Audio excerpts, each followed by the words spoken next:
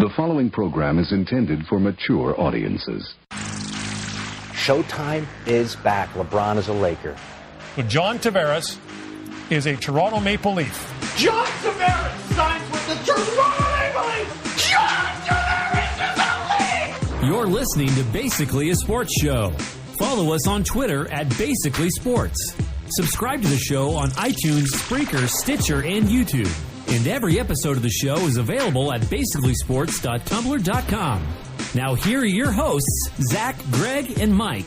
And this is Basically a Sports Show. So I was worried that there was going to be nothing to talk about this week. Oh, no. It turns out there's a whole bunch of stuff to talk about this week. Two very big free agent signings that went down on Sunday. So where do you want to start? You want to go with... I think as a home advantage and to give Mike something exciting to through.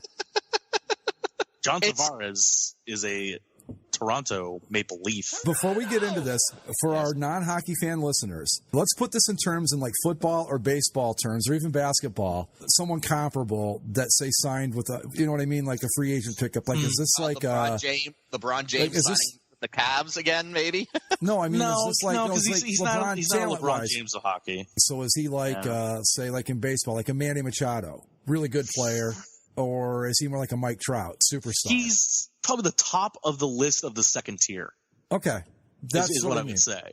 Yeah, he's the upper part of the second tier of players.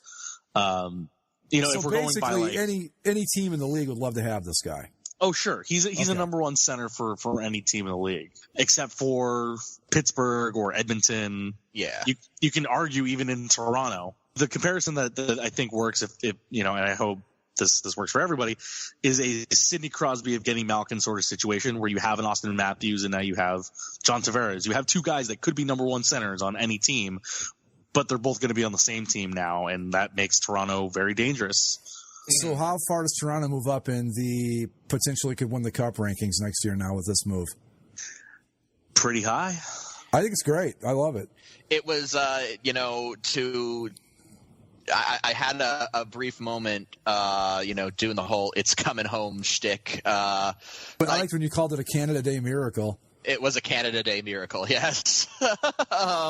This sort of thing never happens, and I'm happy that it happened. Right. Because we saw this a few years back with Steven Stamkos, where, I guess the stress of being recognized at Loblaws was too much for him, and he opted to stay in Tampa. The good Ontario boys rarely go back to be good Ontario players. Well, you put that thing on Twitter or on our text that was a picture of Tavares when he was a kid in bed with Maple Leaf sheets, Maple Leaf blanket, Maple Leaf pillowcase, the whole bit. And Star Wars Episode 1, Starfighter. Yeah, we'll excuse him for that. And he said that rare is it that a lifetime dream comes true. I forget how he put it, but basically this is a dream of his to play for the Leafs. Yeah. I think the difference with Tavares compared to other guys too is I think all those guys have the childhood dream of playing for the Toronto Maple Leafs, but very few of them want to act on it. Like Mike said, there's a lot of pressure that goes with going back to the Maple Leafs. And you have guys that say, well, maybe like Drew Doughty, for instance. He grew up a Maple Leafs fan. Everyone thought he would be the guy that would go back to Toronto. Well, he re-signs in LA because he's even said it plenty of times. He likes that he can just go around and not be noticed. Well, I would imagine that playing for the Leafs would be similar to playing for the Yankees being from, say, the Bronx.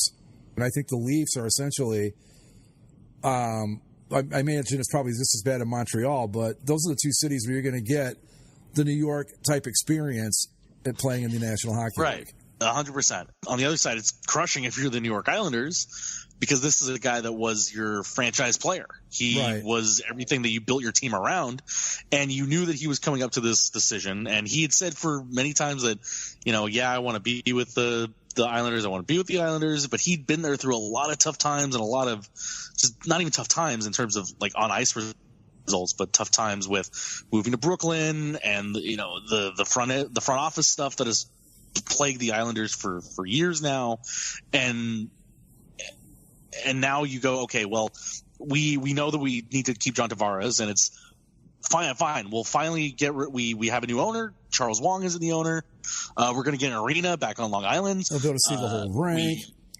Yeah, we're gonna get. Hey, we got a new general manager. Garth Snow's gone. Hey, here's Lou Lamoriello, the guy that built the Maple Leafs into this new power. The Stanley Cup championship coach. We just signed him like last week. You definitely want to stay now, right? Don't you, John? From what I saw, it all seemed like it was a little too late.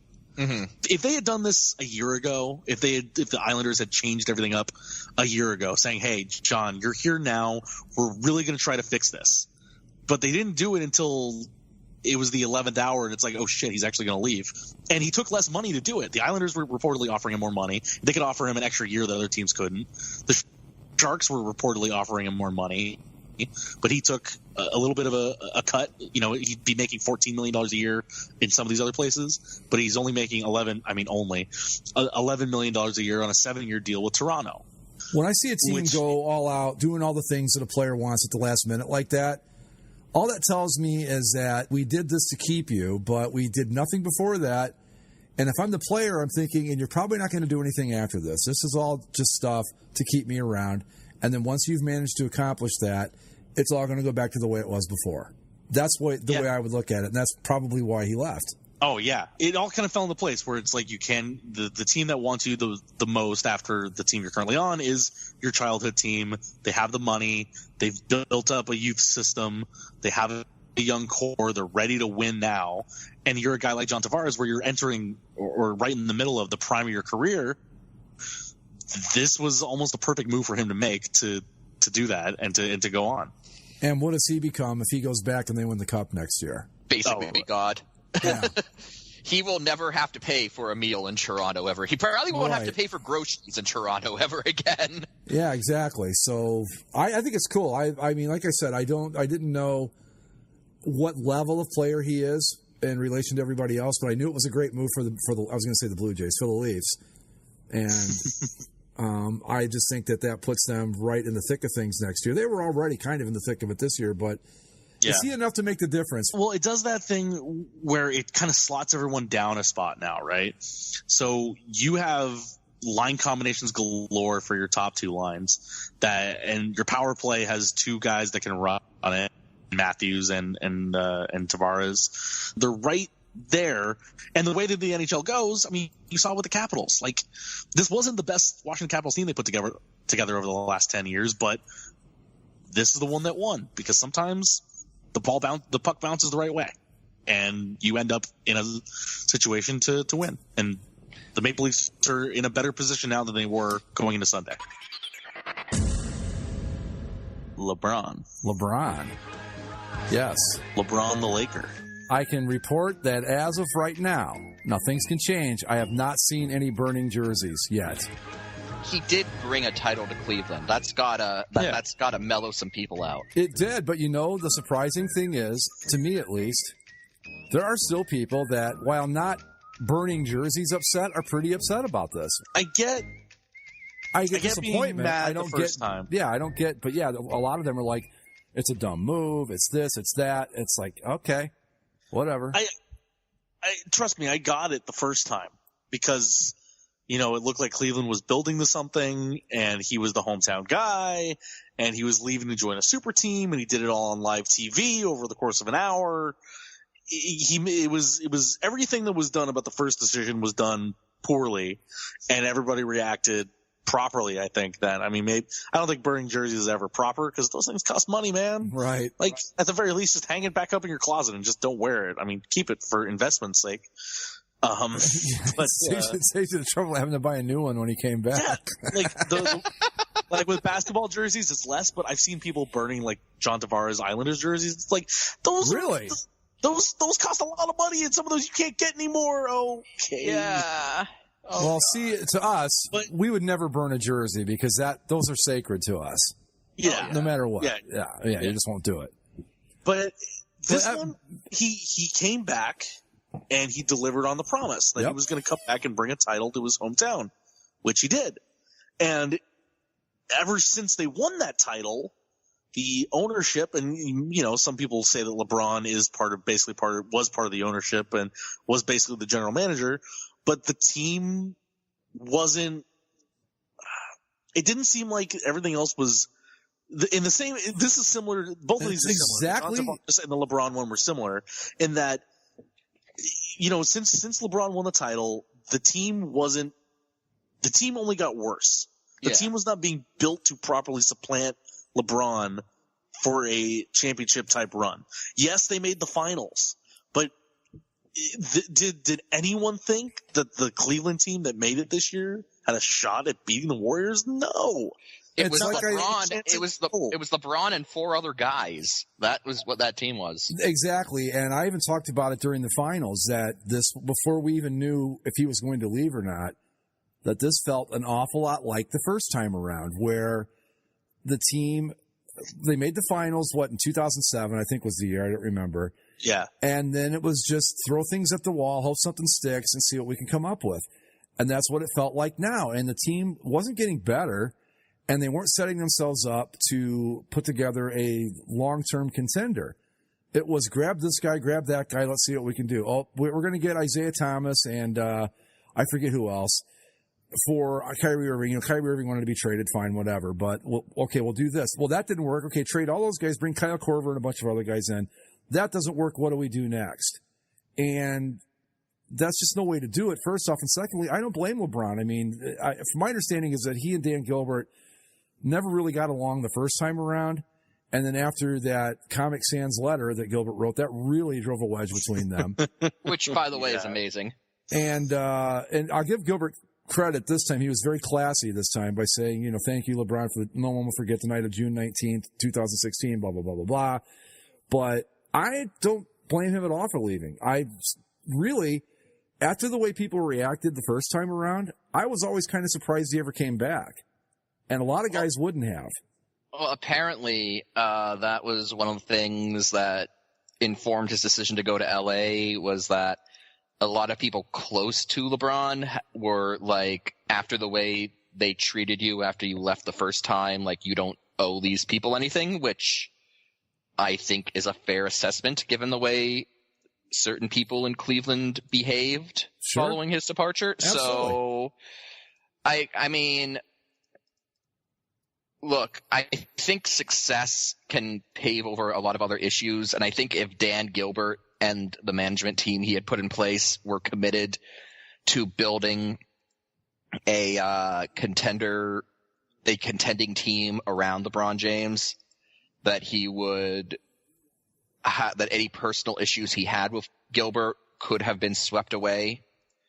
But I think the combination of, them just never really getting along, and the fact that, management just showed they were not willing, that they were willing to be, say, the Dan Marino, Miami Dolphins, where you just have one star player and you're like, well, I guess that's all we need. And you just don't make an effort to build around him. And, I don't blame LeBron James either the first time, was it 2008 or, today, where he just goes, you know what, I can go somewhere where, maybe they will try to build something. Yeah, because he did. I mean, Zach, first of all, I got to think that you're pretty excited.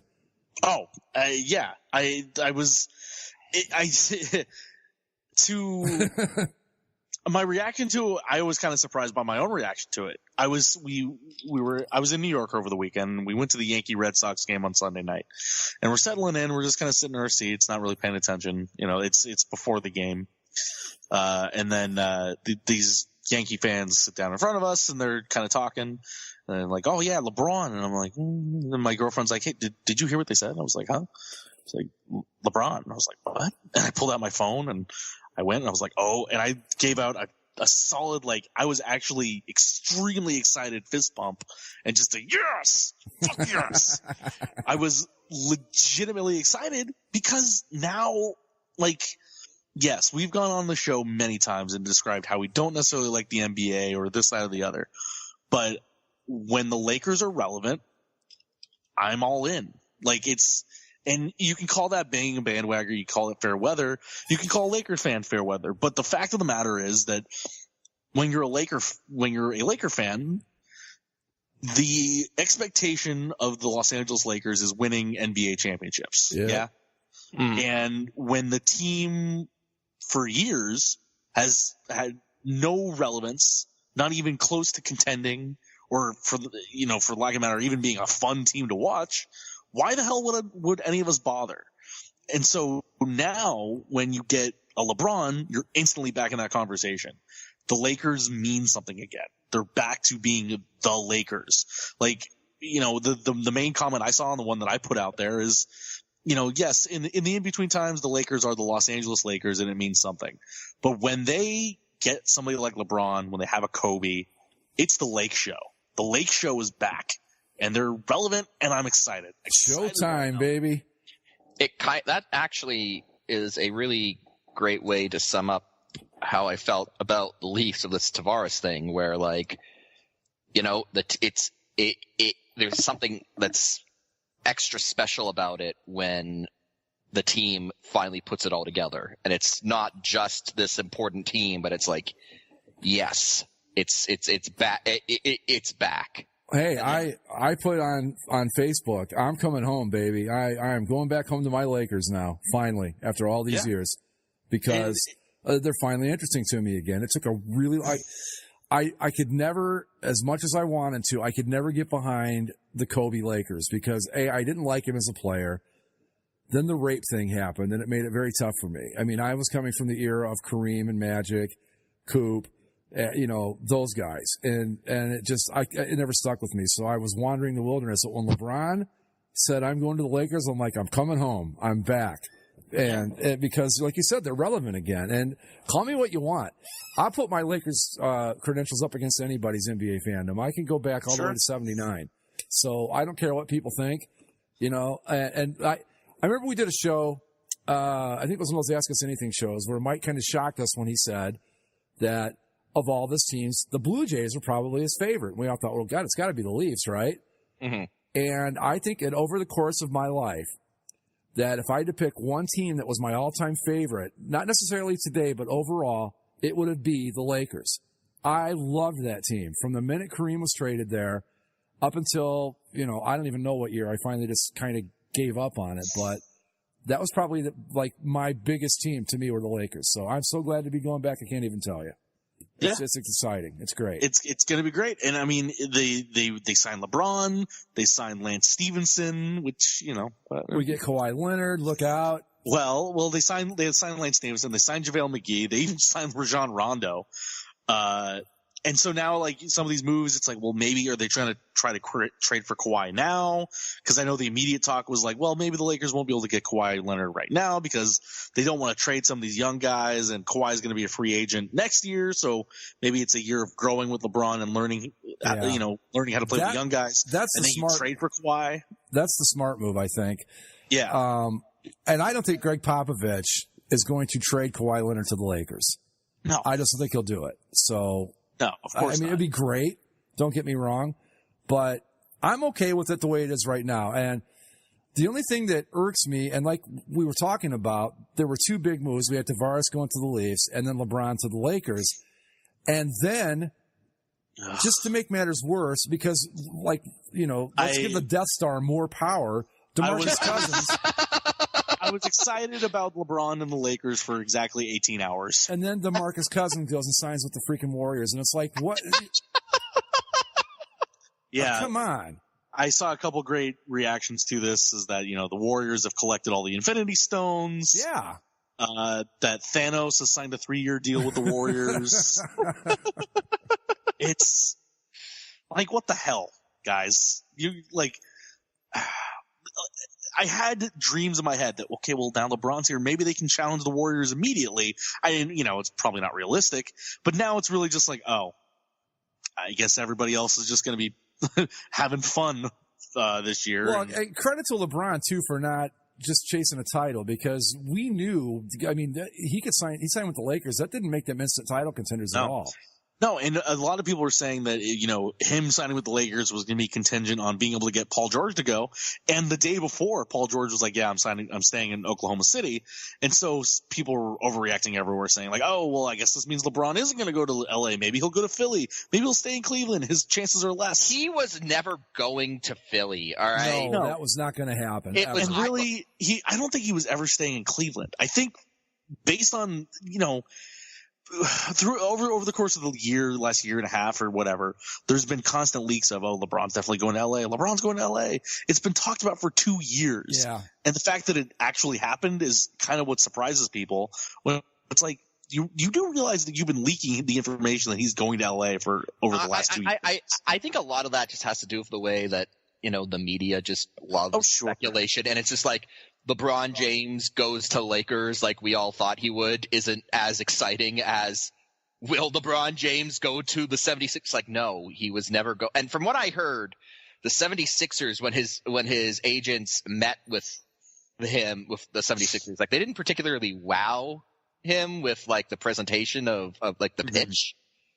I trust the process, I guess, didn't gain much traction with LeBron's team. I honestly don't know if, and this is going to sound crazy, I don't know that the 76ers wanted him that bad. Really. If that makes any sense. I'm not saying they wouldn't have taken him, but I don't think it was a burning desire for them to get LeBron James because they're building a team that's headed in the right direction. And LeBron's just getting older. I mean, we might get another 2, maybe 3 years of peak LeBron, and then we're going to start seeing him start coming down the other side of the hill.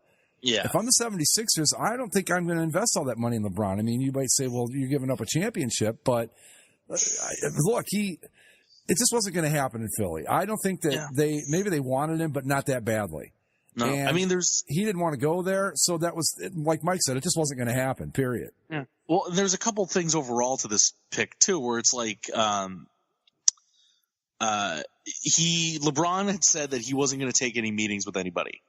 And I think that's another thing that should have pointed people to say, oh, he's definitely signing with the Lakers because, he doesn't need to hear anybody's pitches. He knows what's what, and he's known what's going to be. Like, LeBron is probably one of the smartest guys when it comes to this free agent era of pro sports, where he knows the inner workings of how it all goes, what the contract he could get, what the ramifications would be.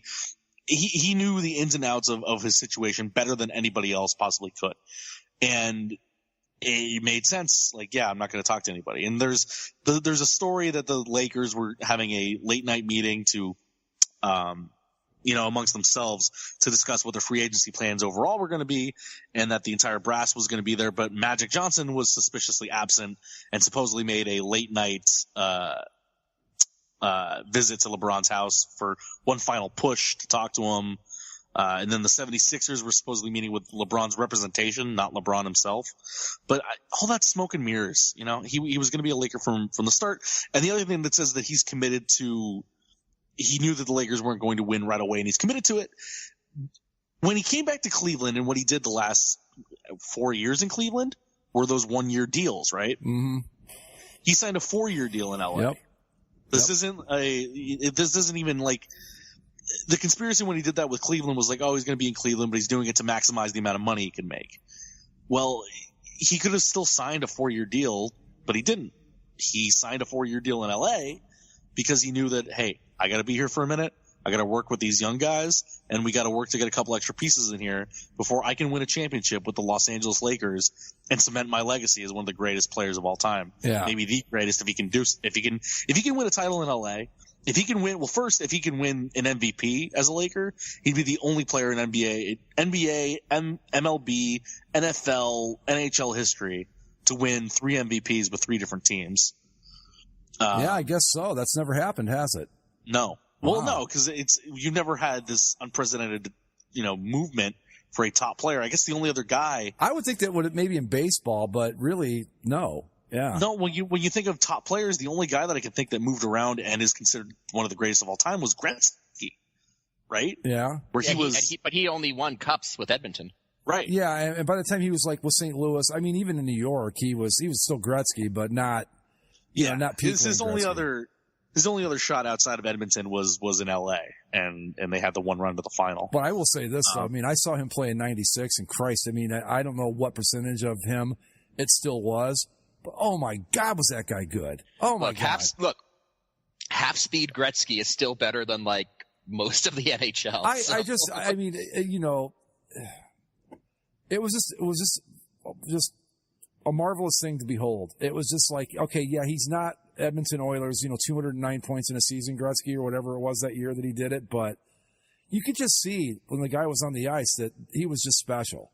It was just amazing. Yeah. But anyway, I don't want to digress into that, but it was cool. That was a thrill of a lifetime to get to see him play. No, ultimately, it's awesome to have the Lakers relevant again. Yep. It's awesome that they're going to be competing sooner rather than later. It sucks that we're going to have to sit through.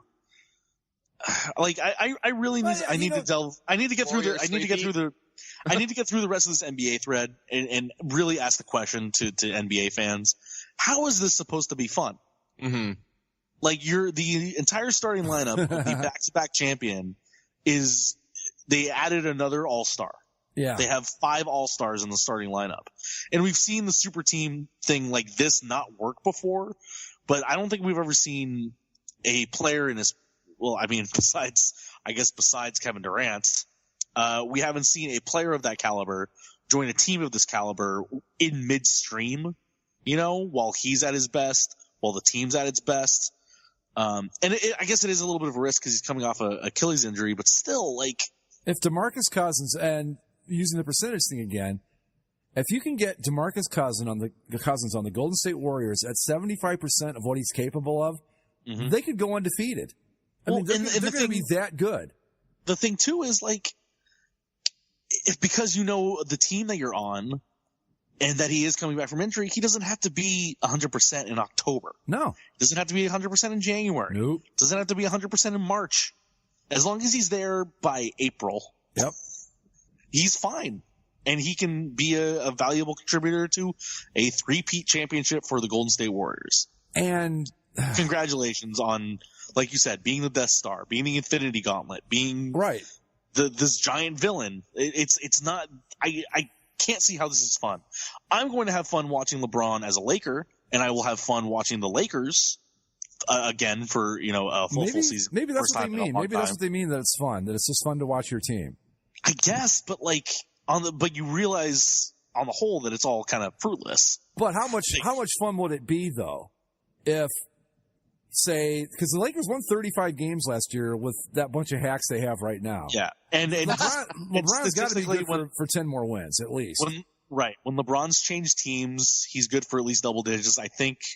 The Heat only won 11 more games. When he joined them because they were still a decent team then. Let's say that I don't know. I don't think Kawhi Leonard's going to happen this year, but let's just say that LeBron and the Lakers put together a halfway decent team. They're going to make the playoffs. Mm-hmm. And how much fun would it be if he went full LeBron like he did in 2016 and took those assholes out? That would be awesome. It'd be amazing, but I think. The thing that I would love for the Lakers, if that were the case, if that were to happen, if these Lakers with LeBron do go up against Golden State, it would suck to be swept. But I think the thing that would be fun is if they won just like 2 games and put a scare into them. Because now all of a sudden they think, oh shit, what happens now when they get Kawhi in the summer? Then it like.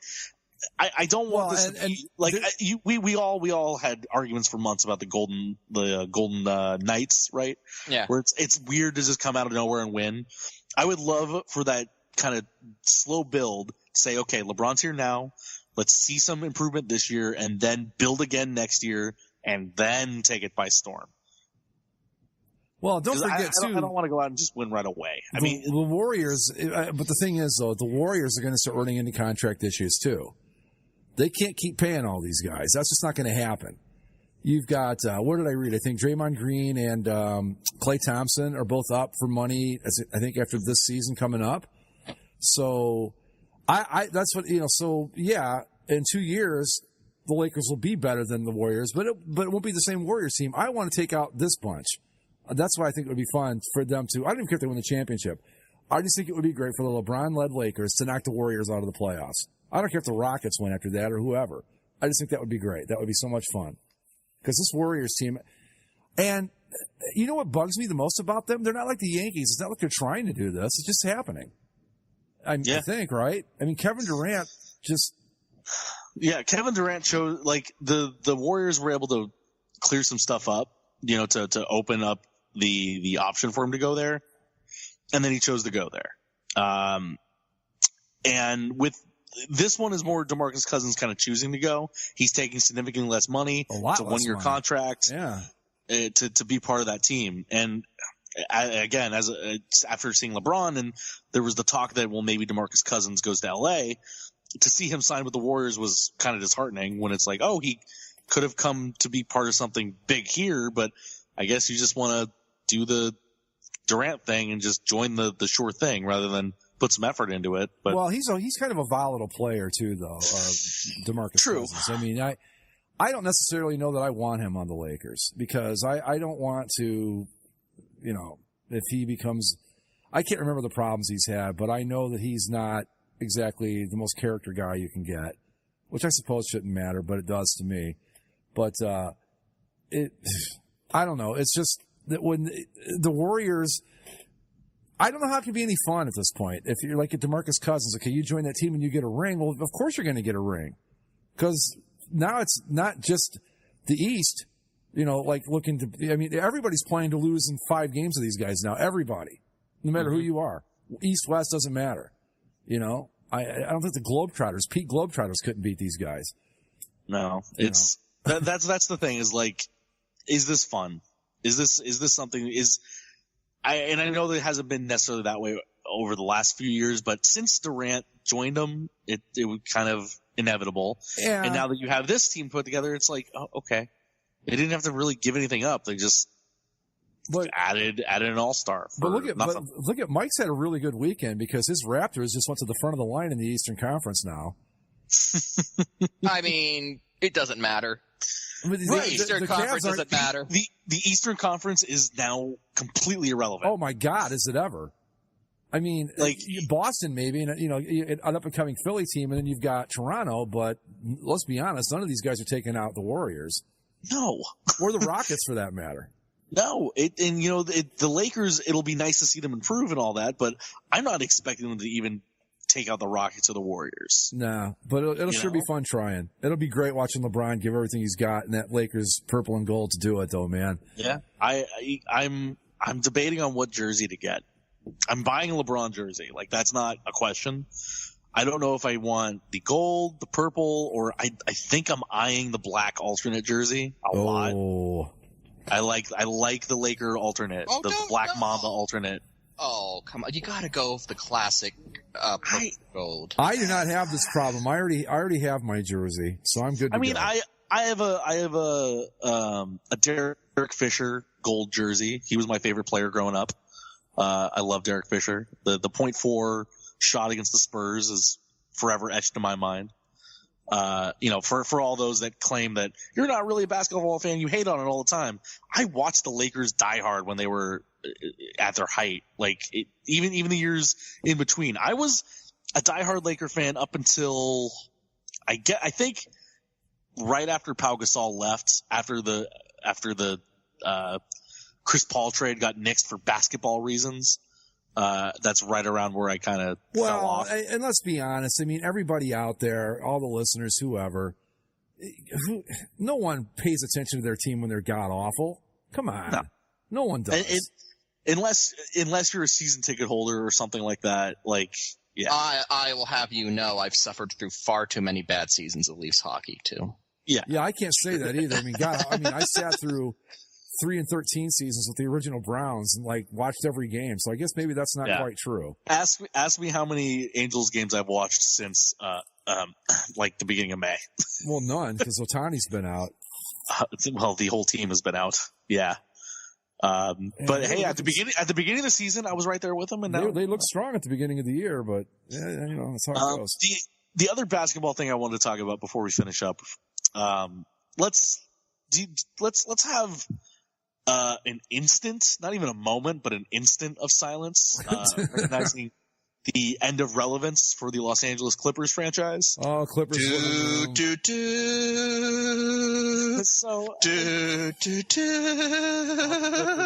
they had all that promise, and they were like, hey, we're good. We have Chris Paul, we have Blake Griffin, we have DeAndre Jordan. Look at us, we're good team there. But they clippered it up. They couldn't help themselves. Didn't they blow a 3-1 lead themselves? They sure did. Yeah. I mean, even when they get good, they're still the Clippers. I will. Chris Paul is gone. Blake Griffin is gone. And on Sunday, DeAndre Jordan signed with the Mavericks. Years after the Clippers supposedly locked him in a room so that he wouldn't sign with the Mavericks. I guess he got there after all. Story? Yes, I do. Like, I'm going to sign with the Mavericks. Locks him in a room. You're signing with us. You sitting there until you sign this contract. Well, did they feed him sandwiches under the door? Like, I don't know. But so now he's gone, and now the Clippers they don't even have Austin Rivers anymore. Who the hell do they have? Oh, dude, I couldn't name one. They had the 6th man of the year this year, who I guess is now going to have to be the starter. He's not the one man of the year. Yeah, he's the number 3 man. But yeah, and this is all great because it comes at the time when the Clippers are like, well, we're going to go build our own arena. It's like, yeah, for who? Like, you're not good anymore. Clippers living room, we hardly knew ye. Yeah, all the Lakers fans that were looking for something interesting to do while we waited until LeBron came along, we're not going to Clipper games anymore. Come on now. And you know the funny thing about it? I think that when they had Griffin and Jordan and Chris Paul, that was a really good basketball team. They could have won a championship with that crew if they were any other team. You put that team in Portland, they probably have a ring right now. But because it was the Clippers. They clippered it. Even when they were too good to clipper it up, they still clippered. It was amazing. I mean, I think Rams 80 said it best. The team is possessed by a malevolent genie. Like, that's the only explanation. It's something. And they are now, well, they're back to the Clippers that we all know and love. Nobody cares about them. They don't have any good players. Yeah. And the biggest star, probably in sports, just showed up in town and plays for your cross-time rival. So good luck with that, guys. And it's going to be... It was perfect timing. And it's going to be hilarious if they build that new arena, which is not a guarantee. Yeah, it's probably not going to happen anytime soon. If it does get built... It's a stalling tactic until they go to Seattle. Who's going to show up? You know what? Okay, here's the thing. I have long hated the idea of an existing NBA team going to Seattle and abandoning all of their actual history to pretend to be the Supersonics. But I would allow it in the Clippers case because what are they abandoning, really? Like, right. Come on now. Like, you almost want to give them the mulligan and let them do it over again. It's like, yeah, we'll all pretend. Literally, the only thing that I can think that they're getting rid of is Elgin Baylor, and that's it. Like, can you really name anything in Clippers history that's worth hanging on to? Bill Walton played there for a little while, didn't he? I can think of one other thing. I guess, yeah. I can think of one other thing. What? The Buffalo Braves uniforms were kind of cool. Oh, yeah, and they had a good team they had Randy Smith and Bob McAdoo for a couple seasons, and they were pretty good. Right, Bob McAdoo. Right, yeah. Right. But those were Buffalo Braves, not Clippers. Those guys are always going to be associated with the Braves. Yeah. So, yeah, blow up their history. Who cares? The last thought that just came to me about LeBron and the Lakers. I know that there's been a complaint, that for Lakers fans, this isn't going to be earned. This is not the way the teams are built. And take a second and look back at Lakers history. This is exactly how we do business. This reminds me of when they traded for Kareem. When they traded for Kareem, look at their history. When the Lakers are who they are, they have a great player, and they don't necessarily always draft that great player.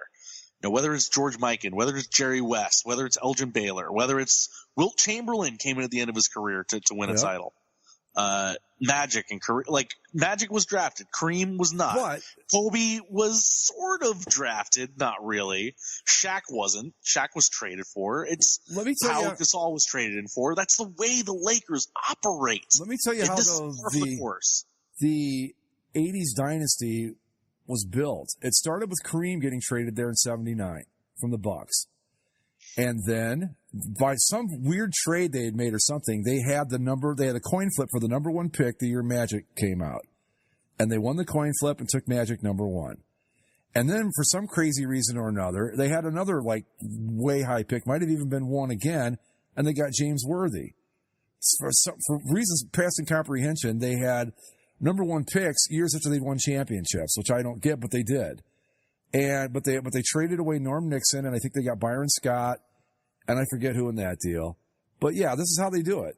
They're not a draft and build team. They're a, we get a few stars and we work around it type deal. They did it with Kareem, and they picked up Magic with the draft, and they got lucky with Worthy. But all those other guys all came along through free agency trades, this and that. Michael Thompson, who was Kareem's backup, came via I think a trade they made.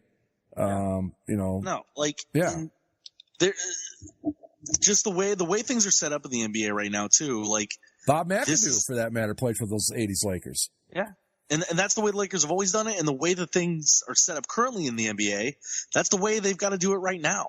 Like they could either continue to suck and just wait to hit the lottery once, or you clear the deck and sign a guy. And I'm sorry that the guy that was available and wanted to come to our team was the second greatest player, the first or second greatest player of all time, depending on which way you want to argue things. But that's just the way it works, and that's the way the Lakers have worked, and I'm completely okay with this, and there's no regret whatsoever. If this team is able to put themselves together and win a title, it won't be necessarily like a Golden Knights situation where they just came out of nowhere. They had to still this team had to be put together. They're not being handed anything. I'm not making any excuses. And the players and anything that. No, there's no excuse to make. I'm sorry. Especially not in the NBA. Just look at the NBA landscape right now and tell me the other way you're supposed to build a championship contending team. Well, all those complaints, I'm sorry I can't hear you through all the noise, all those banners hanging from the ceiling are making. I'm sorry, I can't hear you. Yeah, the rings are plugged up in our ears. He's right. Look, this isn't the first time this has happened with the Lakers. It's not even close. No. Shaq. How did Shaq come to the Lakers? Trade. Yeah. Didn't draft him. Come on. No. I mean, again, the Lakers didn't even draft Kobe. They traded for him at the draft. Right. But yeah, it all started the second time around. They won the one title with Jerry West and Wilt and Gail Goodrich and those guys. And then when they got Kareem, it basically just like with LeBron, they got Kareem, they started building around him, and then we saw what happened. It was like the greatest thing ever. And I'm just happy to be back. I'm thrilled. Yeah. I'm so this is so much fun. Yeah, get ready for more NBA talk than we've ever had. Yeah, no kidding. Basically, sports show come the fall. And you're really going to love it, folks, because 2 of us are Laker fans, so that ought to really be a blast for you. That won't get obnoxious to some people at all. You know what? It doesn't matter, because you know why it doesn't matter? Because we the North. Yeah. Hey, now you're wishing they gave out rings for those conference championships, huh? If we could get a Lakers Toronto final, let's do it. Why not? I mean, why the hell not? Why not Toronto out of anyone else that is the pile of miscellaneous toys that is the East? Look at the bright side, Mike. If Toronto now they have a clear path, and if they do get to the finals, they're probably not going to play LeBron, so anything could happen. You know? Well, they'll either play LeBron or a Death Star. This was like this fucking Warriors team. Oh Jesus! Was it 4 or 5 years ago? We were talking about the NBA on the boards, and somebody was looking for a new team. I can't remember what it was, and I said I should find a new team too. And then I went through this whole thing about the Lakers, and they were like, "Dude, forget it. You're a Lakers fan. You're always going to be." I just want to say, so fuck off. Anybody that comes at me that I'm front running or whatever, I'm not. I've got the credentials, and that's just the way it is. But I am so happy. I'm so happy to have my team back. This is great. Yeah. I don't know what else to say. Well, Mike, I wanted to ask you about Tavares. Damn if I can't remember it now. Oh well, whatever. But okay. I forget. No, I had a good question for it. I can't think of what it was now. Oh well, it doesn't matter, I guess. If it's about whether or not I'm getting a sweater, I will say I am not. Speaking of that, Zach, have we determined what number LeBron's wearing with the Lakers? It is 23. Okay, cool. Good. Yeah. So, but the only Leafs sweaters I have that have name or number on them are the blue and the white 80s throwbacks, and I've got a blue Wendell Clark and a white Wendell Clark. I was going to say, you got to have a Wendell Clark. Come on now. And so I've got 2 Wendell Clarks, but So you went with Wendell over Dougie. No, Dougie Gilmore? Come on, Mike. Look. Well, see, okay, if I got a Dougie, where's your Ty Domi? Come on. It would if I got a Dougie, it would be the it would be the 90s. I can't but I guess my point in all this is that I don't get personalized Leaf sweaters, and generally speaking, and I probably won't get one unless they win the cup. Like if they win the cup, I'll get a personalized Leaf sweater. You should just get ahead of the curve, Mike. I mean, you know they're going to jack up the prices when they win the cup, so you got to just get it now. Better yet, Mike, where's your Curtis Joseph Leaf jersey? It's funny you say that because I'm recording my end of this podcast in a kind of in my office area, in my apartment, and I've got on the wall a framed signed Curtis Joseph jersey. Ah, cool. Toronto Maple Leafs Curtis Joseph jersey. Cujo. Where's your Matt Sundin jersey, Mike? Yeah, there's another one. I had a Matt Sundin jersey years ago, but even though I've kept most of my sweaters, for some reason I don't remember what happened to that one. Like it just kind of vanished. What about your Peter Holland jersey? No. Come on. What about your Francois Beauchemin? Oh jersey? God. I went as far as I could with the Ty Domi and the Curtis Joseph. I'm trying to think of some bad Leafs from the mid 2000s. They're just not jumping into my head right now. I don't think I'm trying to think. I've got a Reggie Jackson Angels jersey. Your Vesa Toscala, Mike. Oh, jeez. I also have my most prized possession, my Kareem Abdul-Jabbar Lakers jersey, which will be coming out of retirement now. Yeah. Yeah. And that's about it for personalized ones. I mean, I've got like the football ones because you can't get them any other way. But yeah. See, that's the thing with basketball jerseys too. That why I held off on getting one for so long. And the only 2 NBA jerseys I have are Karl Malone Laker jersey. Yeah. Because Karl Malone was my favorite player, and he came to the Lakers, and I had to get a jersey. And Derek Fisher, Yeah. I got the Kareem jersey. Where did I buy that thing from? I don't even remember now, but it's the purple one. They didn't have the gold one. My NFL jerseys are Peyton Manning and Andrew Luck. So. And the Lakers jersey I really want to get, but I can't find it, is a Michael Cooper jersey, number 21. That would be awesome. But anyway, are we done? We got anything else? I think. Well, the only thing I had is a melancholy Zach's tab. Oh, Zach's tab. So, here's the deal. We're going back to the World Cup. Okay.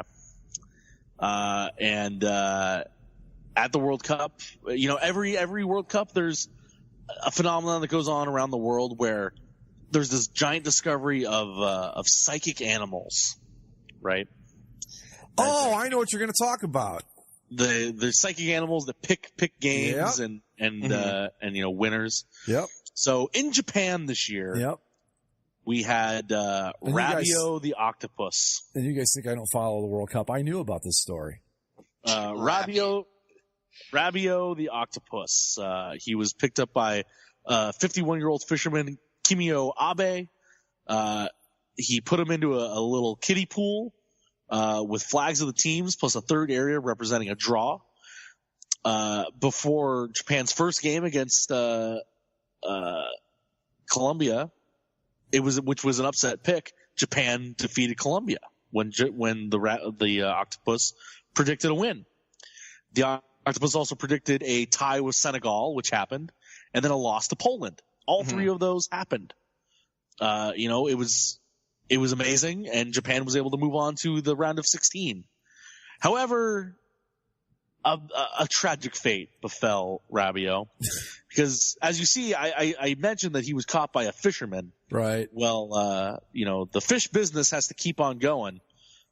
So there's a tragic picture of Rabiot sliced and diced, hanging on a hook in a Japanese market, unable to predict the round of 16 because, well, Rabiot was killed. And sold for parts. Yeah, they killed him and basically ate him. In other words, yeah, the psychic octopus was. Those octopuses are pretty smart, man. I mean, really, they're like ridiculously smart. Fish, sure, I guess. Yeah, I saw that they were like cephalopods. The psychic octopus, blah blah blah. And it's ended up being killed and eaten. And I'm like, yeah, that sounds about right. But hey, he was good while he was around. He knew the risk, too. You get caught by a fisherman, you got to know that it's not going to end well. Okay, so is that it? Yeah, that's it. Speaking of bad segues, it's almost time for our third annual Ask Us Anything show, guys.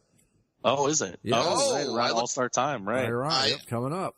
I look forward to it. I look forward to it. Get those questions and stuff ready, folks. Are we doing that next week? I don't know. For the All-Star game? Because the All-Star game's next week, isn't it? It's the 17th. But anyway, get your questions ready for that. As always, you can follow us on Twitter at Basically Sports. Subscribe via iTunes, Stitcher, Spreaker, and YouTube. And you can find us on Facebook. With that, we'll see you next time. See ya. See ya.